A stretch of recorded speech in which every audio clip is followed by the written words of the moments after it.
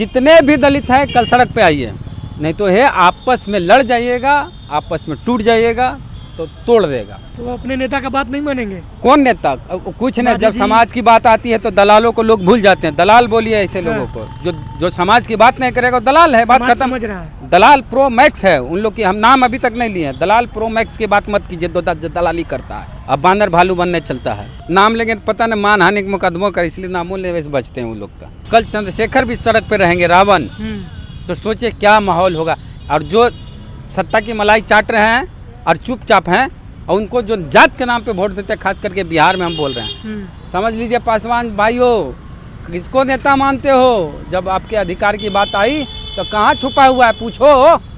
विरोध तो कर रहे हैं वो। विरोध ऐसे विरोध कर कहा है ना, समर्थन के भारत बंद का कहाँ है? दलित समाज पैदा जब से हुआ तब से लड़ना शुरू करता है, मरते दम तक लड़ते रहता है। उसको अधिकार नहीं मिलता, जो मिल रहा है उसको भी छीनने का काम किया जा रहा है। और ये सब जो दलित समाज के दलाल हैं, उन दलालों के चलते हो रहा है। SC/ST आरक्षण में उप वर्गीकरण के सुप्रीम कोर्ट के फैसले के खिलाफ 21 अगस्त को भारत बंद का ऐलान किया गया, जिसका समर्थन बहुजन समाज पार्टी, आज़ाद समाज पार्टी व भीम आर्मी के साथ झारखंड मुक्ति मोर्चा ने भी कर दिया है। इस मुद्दे पर बातचीत करने के लिए मेरे साथ इस वक्त सीनियर बहुजन जर्नलिस्ट वेद प्रकाश जी, इनसे बात करें।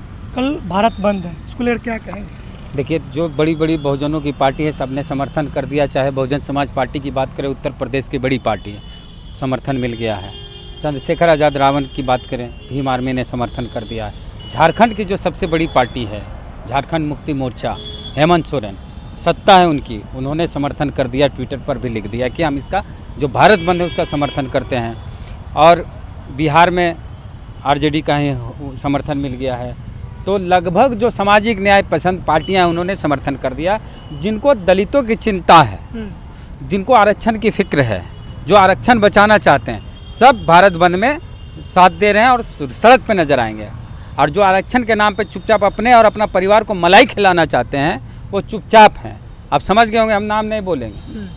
हाँ, तो कल पूरा जितने भी देश में दलित हैं सब सड़क पे रहेंगे। कोई 4D तोड़ दी नहीं। मांझी जी चाहे 4D करके दलित को तोड़ देंगे तो टूटने वाला नहीं। अभी तक समर्थन नहीं किया मांझी जी। मांझी जी समर्थन काहे करेंगे? मोदी जी मंत्री बना दिए, चुपचाप हैं। लेटरल एंट्री पे भी तो मांझी जी कुछ नहीं बोले। लेकिन देश का बहुजन, देश का बैकवर्ड, देश का दलित उस पर बोला। RJD ने कहा, तेजस्वी यादव ने विरोध किया तो वापस लेना पड़ा। बिना UPSC के एग्ज़ाम दिए बना रहे हैं सेक्रेटरी, तो क्या होगा? तो कल जो भारत बंद है वो दलितों के लिए है, आदिवासियों के लिए है। और हम खास करके OBC कहना चाहते हैं कि जब भी मंडल कमीशन की लड़ाई हुई थी, ये मंडल कमीशन दलितों के लिए नहीं था, आदिवासियों के लिए नहीं था। ये मंडल कमीशन OBC के रिजर्वेशन के लिए था। और लड़ाई लड़ने के लिए सड़क पे दलित समाज के लोग थे, आदिवासी समाज के लोग थे, दलित समाज के नेता थे। अति पिछड़ा और पिछड़ा की लड़ाई थी वो, लेकिन उनसे 10 कदम आगे दलित समाज के लोग थे। तो आज बात है दलितों की, आदिवासियों के, तो हम भी उम्मीद करते हैं कि OBC समाज के लोग दलित आदिवासियों के लिए सड़क पे खड़ा हो, झंडा और डंडा लेके। कहा जा रहा है कि ये अस्तित्व की लड़ाई है। एकदम अस्तित्व की लड़ाई है। और जितने भी एग्जाम है जो भी है उसको रद्द किया जाए, खत्म किया जाए। अभी सब प्रोग्राम जो भी है, जितने भी एग्ज़ाम है उसको रद्द किया जाए। और सरकारी जितने भी संस्थान है एकदम उसको बंद किया जाए।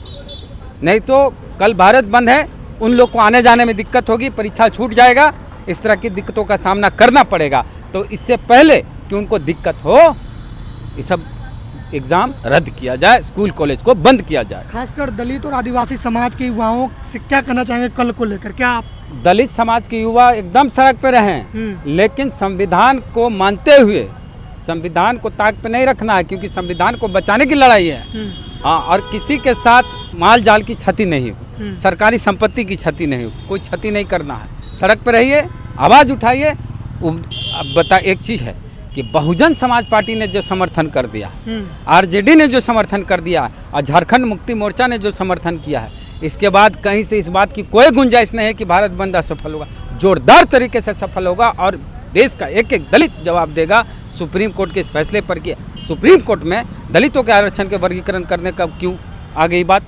जो भी कानून बनेगा वो संसद से बनेगा, सुप्रीम कोर्ट में क्यों ऐसा हो रहा है? और मोदी सरकार का क्या ये रह गया है अस्तित्व? मोदी सरकार क्या कर रही है? हमारे आरक्षण को खतरा है और मोदी सरकार चुप है। और हरियाणा में सबसे पहले लागू करेंगे बीजेपी। अब बीजेपी के नेता भी कह रहे थे कि हम रोड पे रहेंगे, कायल रहेंगे। अरे बीजेपी के पूर्व विधायक ललन पासवान बोल रहे थे कि हम सड़क पे झंडा लेकर रहेंगे, कल रहिएगा। तो जितने भी दलित हैं कल सड़क पे आइए, नहीं तो है आपस में लड़ जाइएगा, आपस में टूट जाइएगा तो तोड़ देगा, ख़त्म कर देगा आपका अधिकार। हम इस बात की लड़ाई लड़ रहे थे कि हमको निजी क्षेत्र में आरक्षण चाहिए। अरे ये क्या हुआ, हमरा जो मिल रहा था उसी को ख़त्म करने लगे, बिना मांगे दे रहे हैं। हाँ, उसी को ख़त्म करने लगे। और कौन होता है बांटने वाला? दलितों को। दलित को बाबा साहब जब एक सूत्र में पिरो के गए तो कौन होता है बांटने वाला? हाँ, तो जो भ्रम में है कुछ लोग कि हमारे फायदे के लिए है, उनका किसी क्या के भ्रम? फायदे के लिए नहीं भाई। वाह, कोई चीज़ तोड़ना रहेगा ना, हाँ। किसी चीज़ को बर्बाद करना रहेगा तो एक बार में बर्बाद करने में उसको ज़्यादा दिक्कत होगी, लेकिन उसको दो हिस्सा कर देगा तो बर्बाद करना आसान हो जाएगा। तो वह दो हिस्सा दलित को तोड़ने के लिए, आदिवासियों को तोड़ने के लिए इस साजिश की गई है। और इस साजिश को नाकाम बनाना है। चाहे हेमंत सोरेन ने भी इस तरह की बात कही है, मायावती जी ने कही है, अब कल चंद्रशेखर भी सड़क पर रहेंगे, रावण। तो सोचिए क्या माहौल होगा। यानी और जो सत्ता की मलाई चाट रहे हैं और चुपचाप हैं और उनको जो जात के नाम पे वोट देते हैं, खास करके बिहार में हम बोल रहे हैं, समझ लीजिए पासवान भाइयों, किसको नेता मानते हो? जब आपके अधिकार की बात आई तो कहाँ छुपा हुआ है, पूछो। विरोध तो कर रहे हैं वो, विरोध ऐसे विरोध कर, कहाँ है ना समर्थन के भारत बंद का, कहाँ है? ऐसी नेता बनना है, दुसाध के नेता बनेंगे और दलित का नेता। दलित का तो ये नहीं खाए, छोड़िए। हैं, कूद के दुसाध लोग वोट देता, कहाँ है पूछो जी। नाम लेंगे तो पता नहीं मानहानि के मुकदमों का, इसलिए नामों ले वैसे बचते हैं उन लोग का। नाम लेना भी उचित नहीं है वैसे लोगों का। हैं, रामविलास पासवान जी थे, बोलते थे। रामविलास पासवान, जिनको पासवान समाज अपना सिरमौर सबसे बड़ा नेता मानता था, उनको तो काला झंडा दिखाते देर नहीं लगी। पासवान समाज के लोग काला झंडा दिखाए मोकामा टाल क्षेत्र में। तो इन्होंने समर्थन नहीं किया, इसके बावजूद उतरेंगे सब जो पासवान समाज के लोग हैं, पूरा पूरा दुसाध दलित समाज के। हो, पासी हो, रविदास हो, धोबी हो, मांझी हो, वाल्मीकि हो, कोई हो, सब सड़क पे कल रहेंगे। तो वो अपने नेता का बात नहीं मानेंगे। कौन नेता? कुछ नहीं। जब गांधी जी- समाज की बात आती है तो दलालों को लोग भूल जाते हैं। दलाल बोलिए ऐसे लोगों को, जो समाज की बात नहीं करेगा दलाल है, बात समाज खत्म। समझ रहा है। दलाल प्रो मैक्स है उन लोग की, हम नाम अभी तक नहीं लिए हैं। दलाल प्रो मैक्स की बात मत कीजिए, दलाली करता है। अब बानर भालू बनने चलता है वो सब। सफल होगा भारत बंद। भारत बंद सफल है, अभी से सफल हो गया। अभी कितना जगह मसाल जुलूस निकल गया अलग अलग जिला में। अध्यादेश लाना पड़ेगा देख लो, सरकार अपने को। समाज के जो दलाल हैं उन दलालों की बात पे नहीं आना है। भारत बंद कराना है और संवैधानिक तरीके से कराना है। किसी को कोई क्षति नहीं होनी चाहिए, नहीं तो मुकदमा होगा। तो जो दलाल टाइप का नेता साथ नहीं देगा। उत्तर प्रदेश में कई भाई हमारे शहीद हो गए थे 2 अप्रैल को, वो भी नहीं होना है। एकदम बढ़िया से अच्छे से करना है संवैधानिक तरीके। फिर हम बोल रहे हैं संवैधानिक तरीके से, कोई उत्पात नहीं। मुकदमा होगा, कोई साथ नहीं देगा। इसलिए बंद कराना, अधिकार के लिए लड़ना, यही तो यूनिटी दिखानी है हमारे लिए, समाज के लिए। और जो भी है, जो कहता है वंचित छोटी छोटी जातियां हैं, वो सबको साथ लेके चलना है। उसको अलग कर रहा है, उसको अलग किया जा रहा है दलितों में। केवल दलित में जिसकी 100 गो आबादी है, 200 आबादी है। ऐसे भी बिहार में जातीय जनगणना कुछ एक जातियाँ ऐसी 1000-2000 आबादी है उनकी, तो उनको तोड़ने की साजिश है। अच्छा, कहा जा रहा है आर्थिक आधार, लेकिन आप कहते हैं कि ये सामाजिक आधार है। प्रतिनिधित्व की बात। सुनिए मेरी बात। सुप्रीम कोर्ट में क्या कहा गया कि कुछ दलित जातियों को नहीं मिला प्रतिनिधित्व। हम कहते हैं कि सुप्रीम कोर्ट में ओबीसी को, एससी को, एसटी को प्रतिनिधित्व नहीं मिला, सुप्रीम कोर्ट में दीजिए। अरे आप काहे दलित के पीछे पड़ल हैं? आप सुप्रीम कोर्ट में हमको नहीं मिला है, आदिवासी को नहीं मिला है, दलित को नहीं मिला, ओबीसी को प्रतिनिधित्व नहीं मिला है, हटाइए कॉलेजियम सिस्टम, दीजिए प्रतिनिधित्व। तो पहले देखिए, कहानी फिर सुनाते हैं। एक मास्टर साहब थे, उसके यहाँ एक बच्चे की माँ गई कि मेरा बचवा बहुत लड्डू खाता है, बहुत ज़्यादा खाता है, गुड़ खाता है। तो मास्टर बोला, अरे ये तो हम भी खाते हैं बहुत ज़्यादा लड्डू गुड़, तो क्या करें? तो बोला पहले तो हमको छोड़ाना पड़ेगा, अपने आप को छोड़ाना पड़ेगा लड्डू गुड़ से, तब वो बच्चा को हम बोलेंगे कि बउआ तुम मत खाओ। तो पहले मास्टर साहब गुड़ खाना बंद किए, तब बचवा को बोले बउआ इतना गुड़ मत खाओ, नहीं तो मास्टर साहब खूब गुड़ खाते। तो पहले सुप्रीम कोर्ट अपनी तरफ झाँके। अब दलित की बात करें कि दलित में कुछ जातियों को प्रतिनिधित्व नहीं मिला है, तो सबसे पहले अपने आप को देखिए कि सुप्रीम कोर्ट और हाई कोर्ट में हमारे एससी, एसटी, ओबीसी को प्रतिनिधित्व नहीं मिला, तो पहले वहाँ दीजिए, पहले अपने आप दीजिए, समाज का वर्गीकरण कीजिए। सुप्रीम कोर्ट में दिखाइए कि कितने सुप्रीम कोर्ट में एससी, एसटी, ओबीसी जज हैं। नहीं है तो वहाँ दीजिए इन सबको। वहाँ तो भागीदारी नहीं मिली हमारी, वहाँ तो प्रतिनिधित्व नहीं हमारा, तो पहले वहाँ दीजिए। छोड़िए ये सब बाकी जगहों पे, हम लोग देख लेंगे। ये दलित का मामला है ना, हम लोग आपस में देख लेंगे। पहले आप देखिए कि सुप्रीम कोर्ट और हाई कोर्ट में कॉलेजियम सिस्टम से जिस तरह से सिफारिश पे नौकरी दी जाती है, बिना परीक्षा बिना इंटरव्यू को, उसको बंद किया जाए। और जब बंद होगा और जब दलित समाज के, पिछड़ी समाज के, आदिवासी समाज के वहाँ सुप्रीम कोर्ट, हाई कोर्ट में जज होंगे तो हमारे हितों में फैसला आएगा, नहीं तो कभी नहीं आएगा।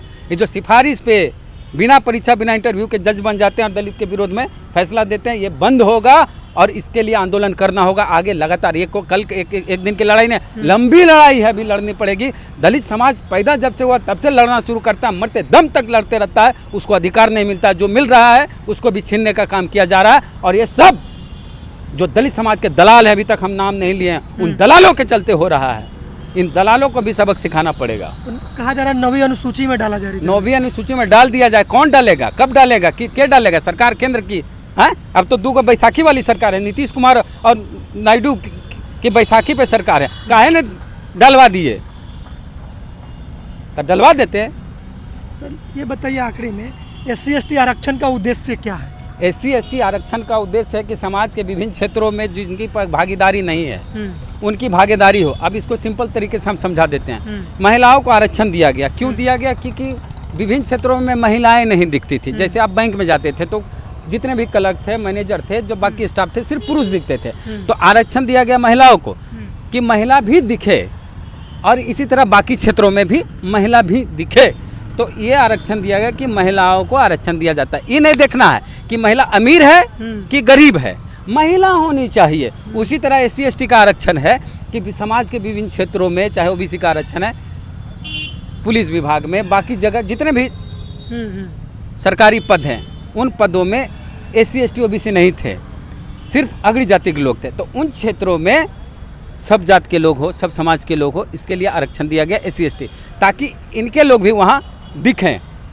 ये नहीं था उसमें कि अमीर हो कि गरीब हो, नहीं, इस समाज के लोग वहाँ दिखे, इसके लिए SC/ST का आरक्षण दिया गया। तो OBC में ही क्रीमी लेयर देना गलत है, अब SC/ST में क्रीमी लेयर देने की क्या जरूरत है? इसी का तो विरोध है। हमारे लोग हर जगह हो। अगर 1 मिनट सोच लीजिए कि आरक्षण नहीं हो, ठीक है, हमें कोई मेरिट नहीं है, हमको कुछ नहीं आता है, कुछ नहीं आता है, एकदम मान लीजिए कुछ नहीं आता है, SC/ST OBC एकदम कुछ नहीं आता है, हम फेल हो जाते हैं। अब तो कोई परीक्षा हुई, आरक्षण नहीं है, सब बहाल हो जाएंगे अगड़ी जात के लोग। अब पुलिस विभाग की बहाली है, समझ लीजिए, सारे दरोगा, सिपाही, DSP, SP सब अगड़ी जात के लोग। अब दलित पे अत्याचार हुआ, दलित जाएगा थाने में, अब थाना में कोई दलित है ये नहीं है, कोई OBC है ये नहीं, कोई आदिवासी है ये नहीं, काहे?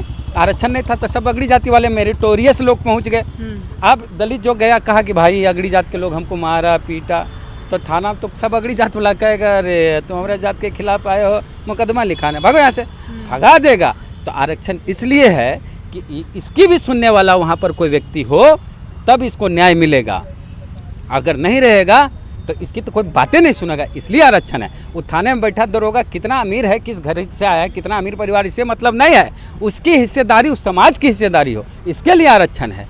तो इसमें क्रीमी लेयर कहाँ से आ गया? क्रीमी लेयर है तो पहले इसको, जो लोकसभा और विधानसभा, उसको लगाइए, हटाइए सबको, दलाल लोग को, बाप का बेटा, बेटा पोता, चाचा भतीजा जो बन रहा है उसको हटाइए।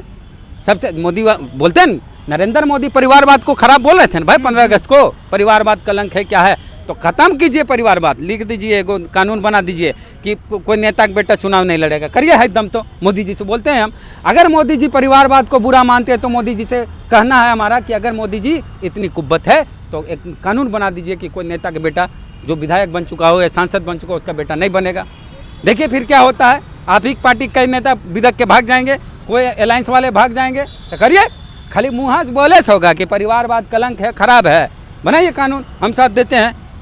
कल भारत बंद सफल होगा? पूरा भारत बंद अभी सफल है। तो पूरी बातचीत पर आप लोग क्या सोच रहे हैं, अपनी प्रतिक्रिया कमेंट बॉक्स में जरूर दें। जय भीम, जय भारत।